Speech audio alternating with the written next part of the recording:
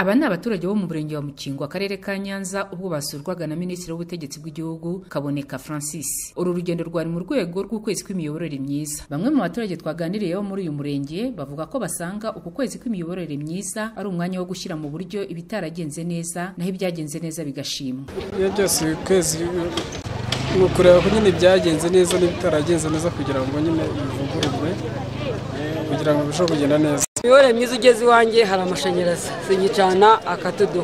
Imiyoborere myiza abana banjye bariga. Mfite no kugana ibigo by'imari iciriritse nkajya kuguza amafaranga abana banjye bakiga kwiteza imbere. Ibyo rero mbishimira imiyoborere myiza ya leta y'ubumwe. Iyo twumva imiyoborere myiza rero twumva yuko tureba iterambere barukira tugeraho.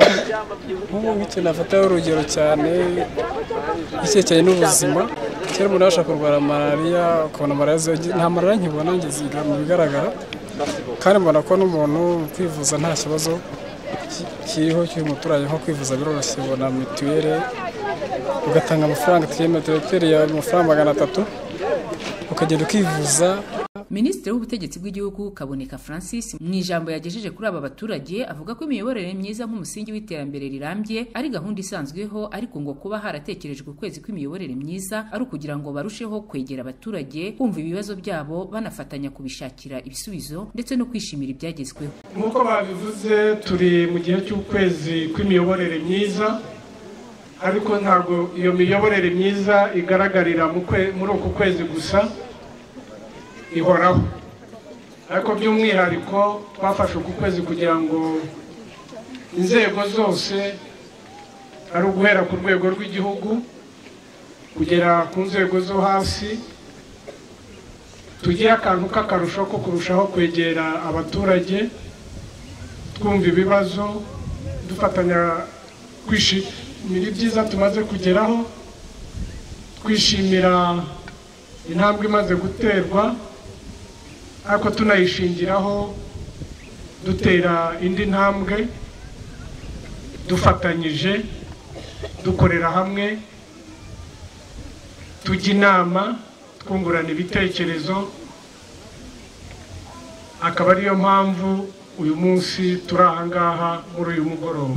Ministri Kaboneka Francis kandi yibukije abaturage ko gukunda igihugu atari amagambo gusa ahubwo ko bakwiye kubigaragariza mu bikorwa no mu mbuto berera abandi. Aha yabahamagariye kurangwa n'umuco wo gufashanya nko kuziturirana, kwitabira gahunda y'ubwisungane mu kwivuza, kwita ku burere bw'abana kandi buri wese akaba ijisho rya mugenzi we. Bimwe mu bibazo byagiye bigarukwaho n'abaturage harimo ikibazo cy'uko uyu murenge utagira amazi ndetse n'amashanyarazi. Ikindi dukeneye umuriro mu kagari ka Cyerezo.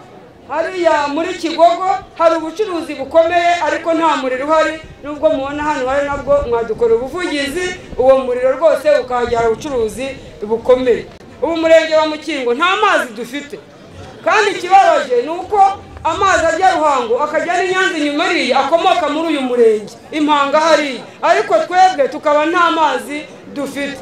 Kuri ibi bibazo umuyobozi w'akarere ka Nyanza Nyanza Abdara akaba yizeza abaturage ko ukwezi kwa gatandatu k'umwaka utaha 80% by'utugari twose tw'umurenge wa Mukingo tuzaba dufite umuriro w'amashanyarazi kandi ko n'ikibazo cy'amazi bari mu nzira yo kugikemura. Aho umuyobozi w'akarere ka Nyanza akaba yanaboneyeho guhamagarira abaturage gutura ku midugudu kugira ngo ibyo bikorwa remezo bizabagereho bitagoranye. Christine Wizera mu karere ka Nyanza.